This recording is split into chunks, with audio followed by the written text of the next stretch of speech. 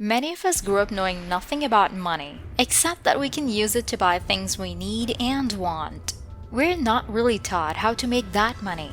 When you grow up struggling financially, people around us, especially our parents, always instill this idea of getting a high-paying job in a respectable company rise above desperate financial position. But there are certain things that if we knew earlier, if someone would have told that in our teenage, we would have done a lot things differently and saved a ton of money and time.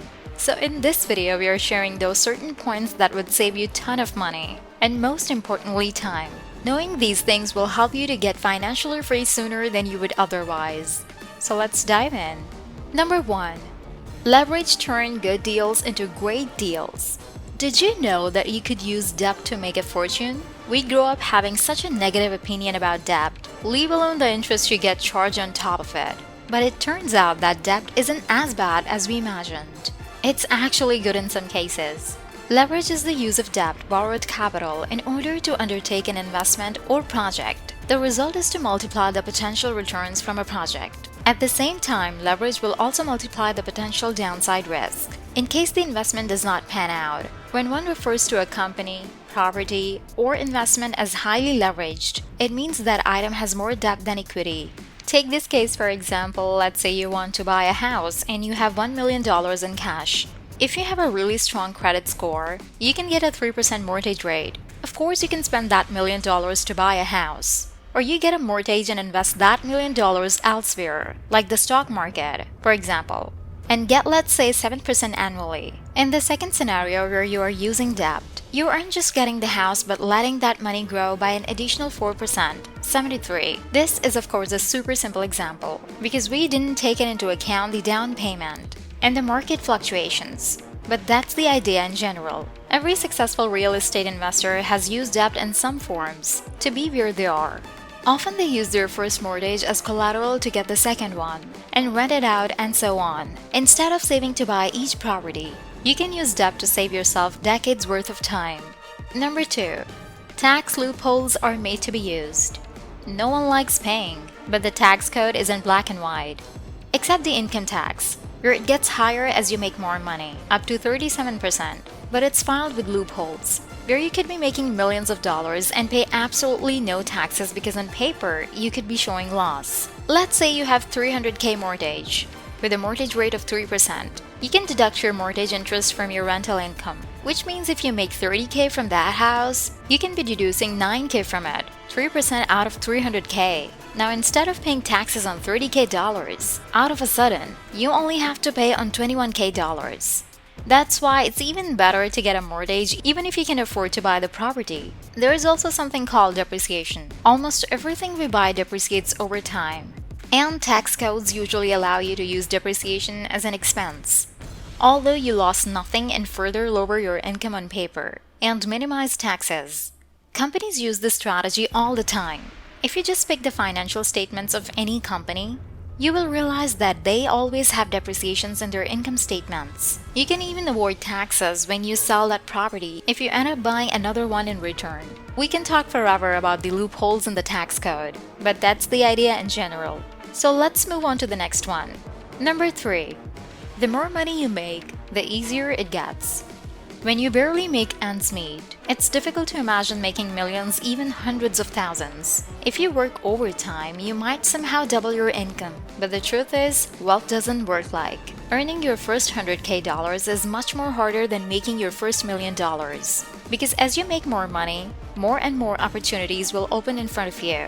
Saving to be able to get your first mortgage might take you a few years, at least. But the second one gets a lot easier. The relationship between money and happiness has long been studied by sociologists, psychologists, and economists. Indeed, we live in a society aimed at obtaining economic status.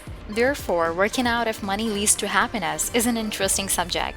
When looking at the studies on the relationship between money and happiness, it's necessary to overcome any exceptionalities and find general rules that are seen repeatedly in different societies. Furthermore, it's important to know what role money normally plays in life satisfaction in a capitalist society. The most interesting studies concentrate on the difference between having money only to cover basic needs and having money as an option for power in society. This is a gap on which almost all studies between money and happiness are based. So don't be discouraged if you can't see yourself making more.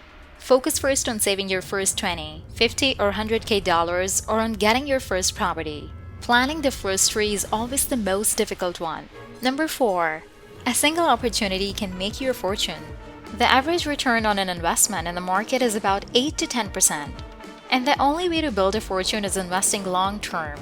But there is another way, a faster way. There is literally a shortcut in the building wealth. And it exists, but it's not easy. In 2008, when the market crashed, home prices fell dramatically. They were sold at a fraction of their value, and whoever was ready for that opportunity jumped in and purchased multiple properties at a fraction of their real price. A few years later, made a fortune when home prices rose back to their value. During crisis, cash is the king, and this pandemic is proof. Over the next few months, stock prices dropped by almost 50%, and whoever was ready ended up making a fortune. So if you want to be ready for the next crisis, you have to save, save, and save. Number 5.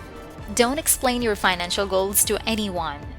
One of the mistakes people usually make is telling people about their future endeavors and their financial goals. People without having a certain knowledge and experience of their own start arguing with you, telling you why that is not possible, why it is not a realistic goal, and so on. That can discourage some people. The truth, you know yourself and your situation much better than others. Keep your goals, especially financial goals, within yourself. Of course, be rational with them, but the truth is no one really cares. People sometimes feel jealous. Sometimes they want to discourage you. So just keep working in silence and let your results talk. Number 6. Always use the 80/20 rule. Have you ever heard of the 80/20 rule, where 80% of the outcome come from 20% of the causes? It applies to money as well. 80% of your income comes from 20% of your work, so focus only on them. There are a million ways to make money, and that's not an over-exaggeration. Some of them are going to work for you, and others won't. What you have to do is find that one thing that makes you maximum income, and then focus all of your energy on making the best out of it. Don't jump from one thing to another. Don't try to do a lot of things at the same time. It is going to backfire because a lot of people repeat the same mistake. Number 7. There are things that money can't buy. When you're living paycheck to paycheck, you imagine that money can buy anything. That's not true. Anyone who makes a lot of money can confirm that. Money, of course, solves a lot of problems and makes life a lot better. And you should strive to make a lot of money. But there are things that money can't buy, like friendship, just good times with friends, a dinner with family. While you are building your wealth, enjoy these little things along the way. Build great relationships, have fun. Money isn't gonna help you with that. And now it's your turn. What is that one thing about money you think everyone should know? What is the most important thing you have ever learned about money? Let us know in the comments below. Thanks for watching, and until next time.